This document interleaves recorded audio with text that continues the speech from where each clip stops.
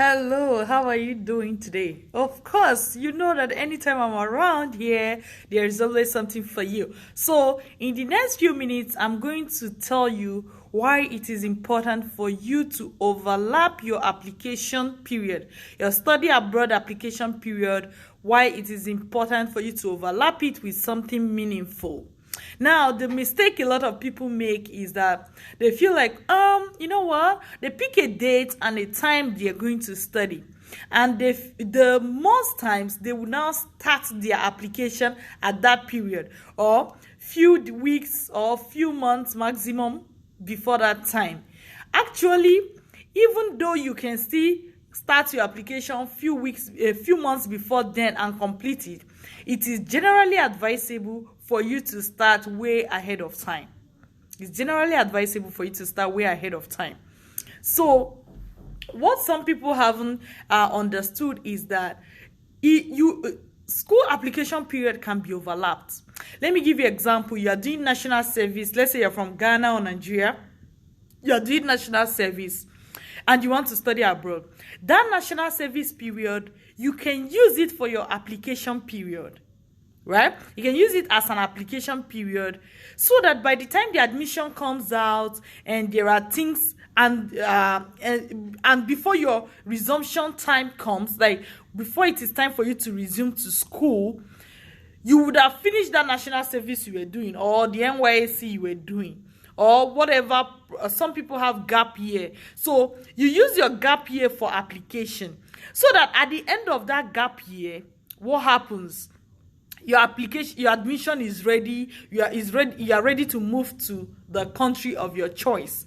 But if you make the mistake of waiting till national service is over, NYSC is over, for instance, before you start your application, what is going to happen is that you are going to have an extra waiting period in front.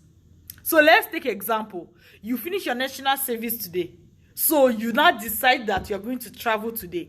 It will still take you time from now that you finish your national service till when the admission is going to mature, visa mature, and it's time for you to move. What's going to happen is that you're going to have some months ahead of you where you are not doing anything. And you may not even be able to take a permanent job at that period, especially if you just graduated, because maybe nobody wants to hire somebody that just have few months to stay. So what's going to happen is that you're going to waste that period when you should have used it to focus on having extra income and building your CV.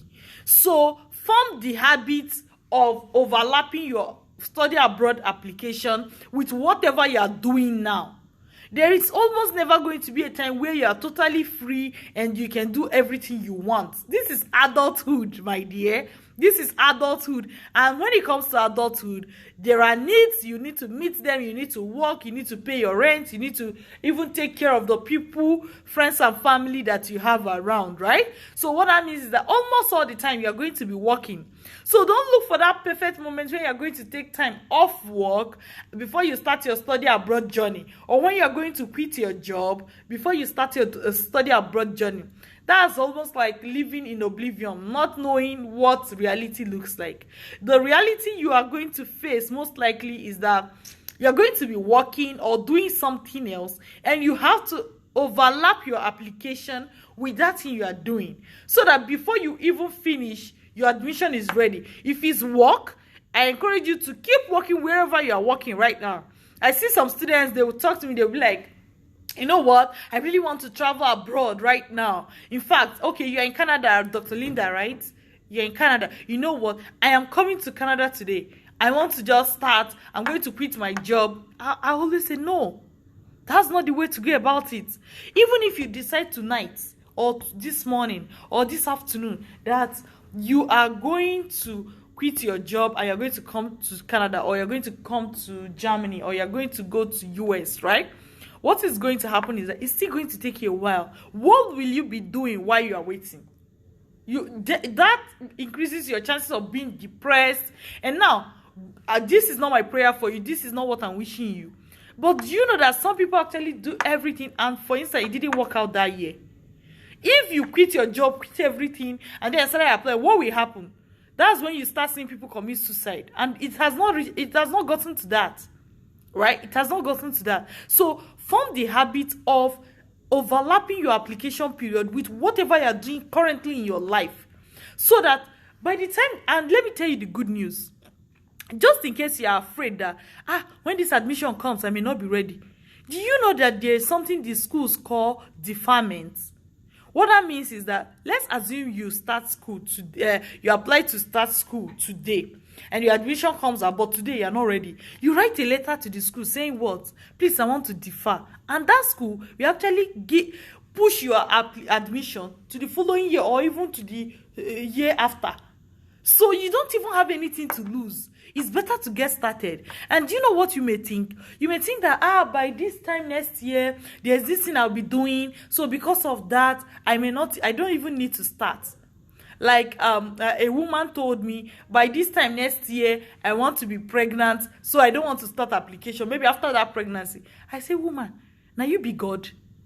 Are you the one that on pregnancy or off pregnancy? Do you get my point? Like, instead of that, go ahead and do the application. If the application comes out and you are not ready, defer the application. Because that means that if the application comes out and you happen to be ready, you just take it. Instead of sitting, waiting for all the right time, all the right moments that is going to come and that never comes, okay? So make sure to overlap. If you are doing national, this is very important, especially for people that are doing national service, because these are the kind of students that I usually hear this comment from. They'll say, I'm doing national service when I finish. But my dear, you're supposed to start your application now, so that the admission will be ready as soon as you are finishing your national service. Not that you wait for national service to be over, you wait for NYC to be over before you start your application, then you end up spending 1 more year at home. What will you be doing with that period? You're not wasting your time, wasting your life. Is that what you want for yourself? No, I know that's not what you want for yourself. So heed to this advice. Start your application today. Start your application today. Procrastination is the thief of time. You know that already. I repeat it all the time, but you know, I don't even need to tell you. Procrastination is the thief of time. So why are you allowing procrastination to thief your time, to thief your goal, to thief your life? Come on. Okay, take care till I see you again. Make sure to start now. Start today. Don't procrastinate. Okay?